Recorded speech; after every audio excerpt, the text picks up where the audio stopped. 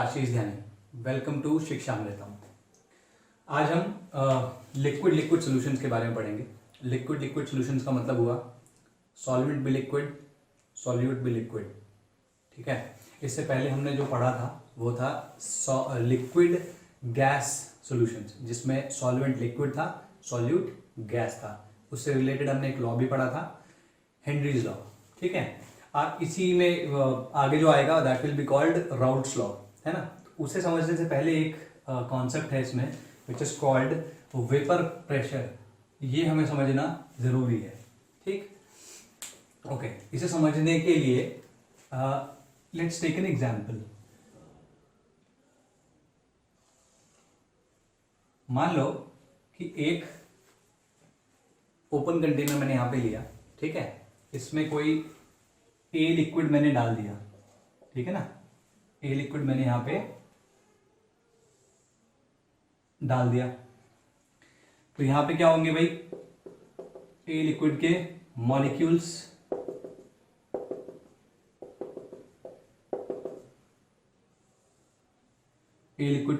होंगे। कुछ molecules bulk में होंगे, है ना। बल्क मतलब इनसाइड दी लिक्विड, और कुछ होंगे जो कि सरफेस पे इस तरीके से होंगे।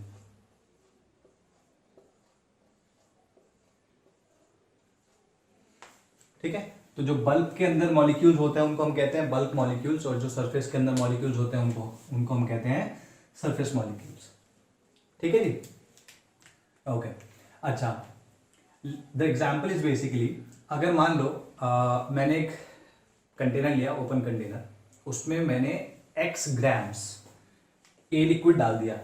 ठीक है, मैंने उसे खुला छोड़ दिया 5 घंटे के लिए।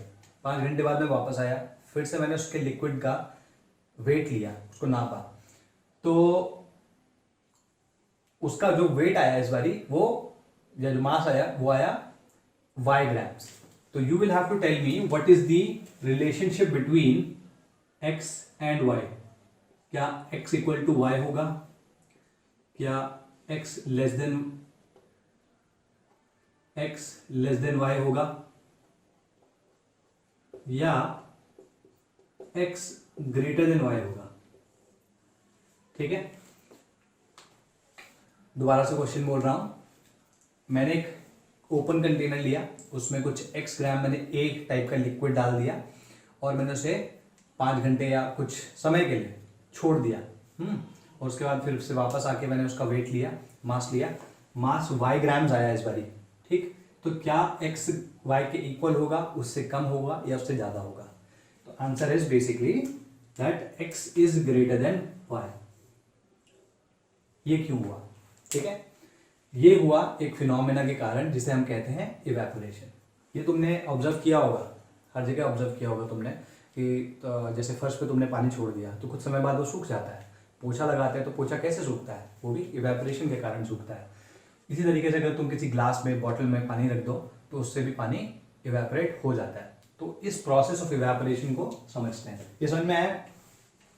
ठीक है, इस प्रोसेस ऑफ इवेपोरेशन को समझते हैं। ठीक है जी, प्रोसेस ऑफ इवेपोरेशन में हो क्या रहा है? What is happening? What is happening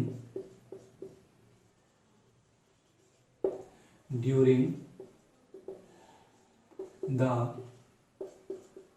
process of evaporation?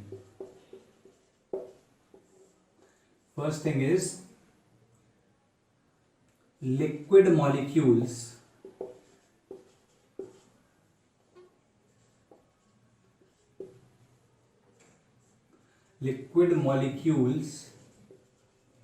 are getting converted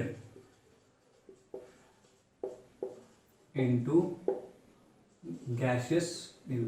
vapour लिख लेते हैं, वेपर मॉलिक्यूल्स। ठीक है, ये ध्यान रहना चाहिए। Liquid molecules are getting converted into vapour molecules. Now how is it happening? इसे समझने के लिए let's get into the factors on which this depends, हमने गैसियस स्टेट या उससे पहले भी हमने पढ़ा होगा कि किसी भी स्टेट की अगर हम बात करें, चाहे वो सॉलिड हो, चाहे वो लिक्विड हो, चाहे वो गैसियस हो, इन तीनों के तीनों का जो स्टेट है वो दो फैक्टर्स पे डिपेंड करता है. First is kinetic energy and the second is intermolecular forces of attraction. दोबारा यहां पे लिख रहा हूं उसको, इंटरमॉलिक्यूलर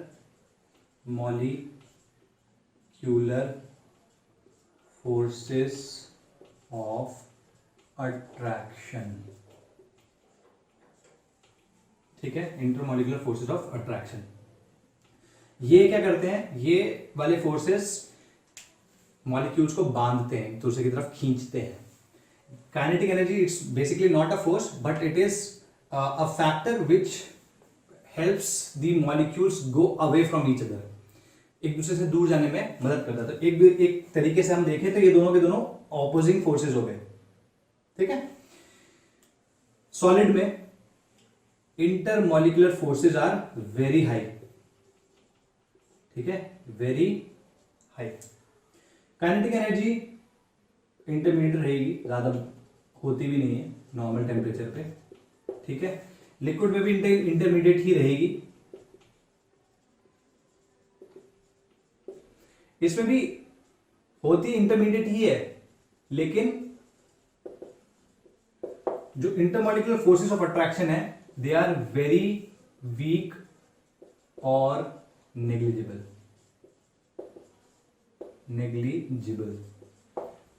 इसमें क्या है, बांधने वाले फोर्स बहुत स्ट्रांग है, और काइनेटिक एनर्जी इंटरमीडिएट बहुत ज्यादा नहीं है. तो क्या होगा, ये एक दूसरे से अलग नहीं हो पाएंगे, या होंगे तो बहुत ही नेग्लिजिबल अमाउंट में होंगे. गैसेस में देखो इंटरमीडिएट है, मतलब तुम्हारी काइनेटिक एनर्जी ज्यादा है नहीं, लेकिन इंटरमॉलिक्यूलर फोर्स या तो नॉन एग्जिस्टेंट है या फिर बहुत ही कम है. तो इसमें क्या है कि कम एनर्जी हो, काइनेटिक एनर्जी होते हुए भी they can move around, they can leave their space and they can move around. तो ये इस तरीके से हो जाता है जैसे. ठीक है, और इसमें क्या होता है लिक्विड में कि इंटरमीडिएट, दोनों के दोनों इंटरमीडिएट होते हैं. तो इसमें क्या होता है, इनकी दोनों की प्रॉपर्टी होती है, मतलब ये गैस की तरह उड़ते भी नहीं है कि भाई इधर उधर फैल गया. यहां पे मैंने लिक्विड डाला तो क्या पूरे रूम पे थोड़ा ना फैल जाता है ना, लेकिन गैस डालूंगा तो गैस पूरे रूम में फैल जाएगी. ठीक, वो वाली गैस नहीं है. इंटरमीडिएट, अगर ये सॉलिड की बात करेंगे तो सॉलिड में क्या है, ये सॉलिड अपना शेप इसीलिए अपना रख पाता है क्योंकि इसका ये इंटरमॉलिक्यूलर फोर्सेस ऑफ अट्रैक्शन बहुत हाई होते हैं. ठीक है, और इसकी वॉल्यूम भी कांस्टेंट रहती है. तो इस वजह से इसकी वॉल्यूम तो कांस्टेंट रह जाती है जब इसमें intermediate forces of attraction, intermolecular forces of attraction intermediate है और इसकी काइनेटिक एनर्जी भी इंटरमीडिएट है. तो अब हम इस पे कॉन्सेंट्रेट करेंगे क्योंकि इसमें दोनों के दोनों इंटरमीडिएट है. ठीक है,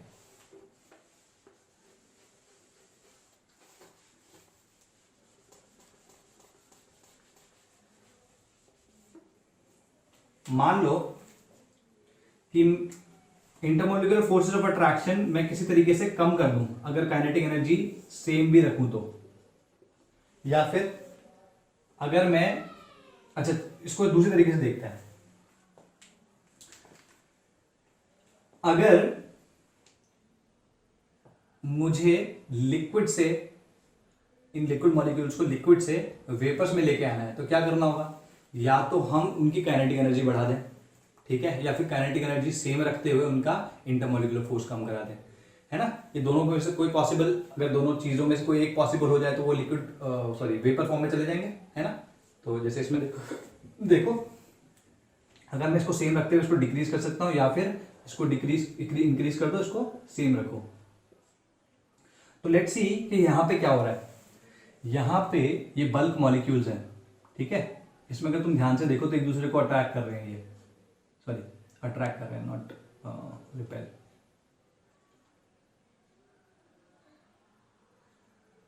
ये तो इसको अट्रैक्ट कर रहे हैं, ठीक है जी. ऐसे इसको और अट्रैक्ट कर रहे होंगे. तो तुम देखोगे इस पे इंटरमॉलिक्यूलर फोर्सेस ऑफ अट्रैक्शन काफी ज्यादा है। अगर यही चीज मैं यहां देखूं,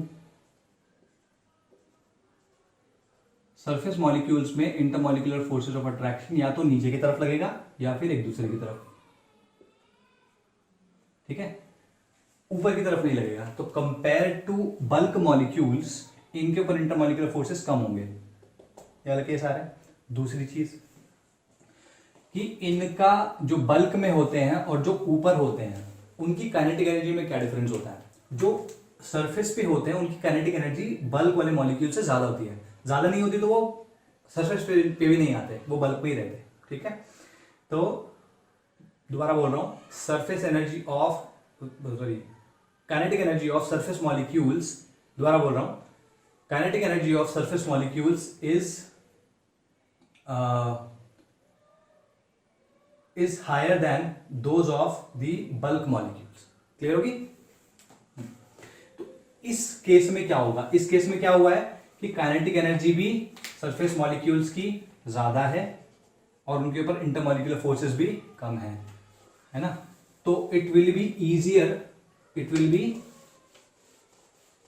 easier for these molecules to be able to escape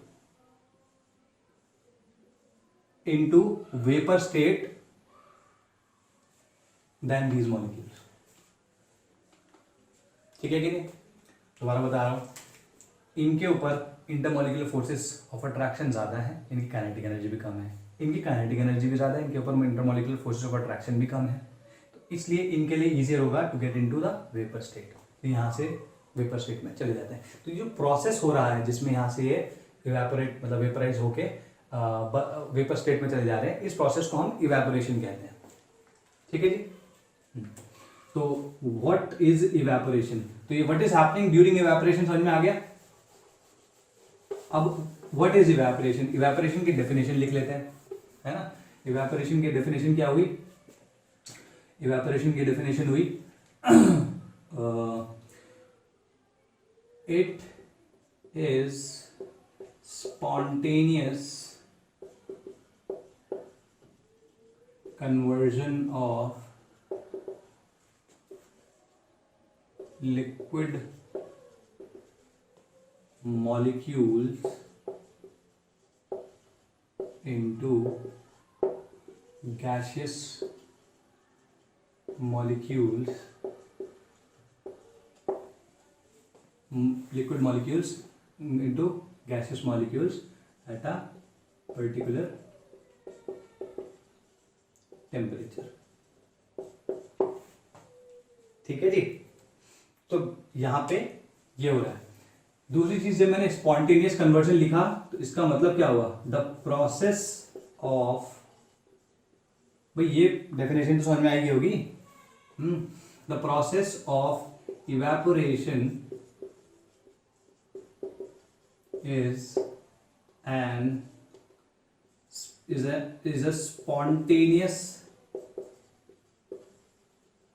process।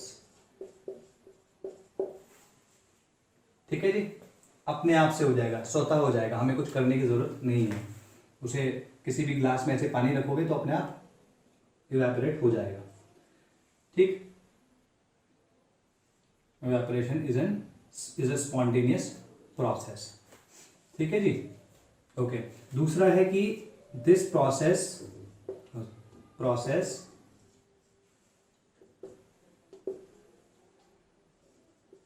Takes place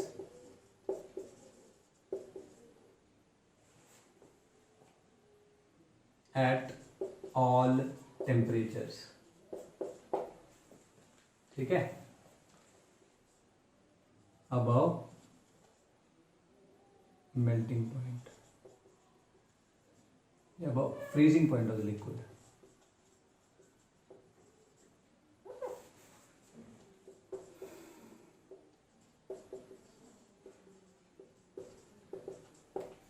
ठीक है, मतलब अगर मैं ग्लास में पानी रख रहा हूँ, ठीक है, तो लेट्स से नॉर्मल टेम्परेचर है 25 डिग्री सेल्सियस, क्या उस पर इवेपोरेशन होगा, हाँ उस पर भी इवेपोरेशन होगा। मान लो मैं थोड़े से हायर टेम्परेचर पे लेट्स से कि मैं छत पे रख देता हूँ, 40 डिग्री गर्मियों का समय है, 40 डिग्री टेम्परेचर है, उस वक्त हाँ होगा। मान लो सर्दियों का समय है, ठीक है, लेट से 10 डिग्रीज है आउटसाइड टेम्परेचर, मैं ग्लास में पानी भर के बाहर रख देता हूँ, ठीक, उस वक्त भी इवेपोरेशन होगा। तो इवेपोरेशन तीनों टेम्परेचर पे हो रहा है। वो अलग बात है कि तीनों का जो रेट ऑफ इवेपोरेशन है, जिस गति से वो इवेपोरेशन हो रहा है, वो डिफरेंट रहेगा।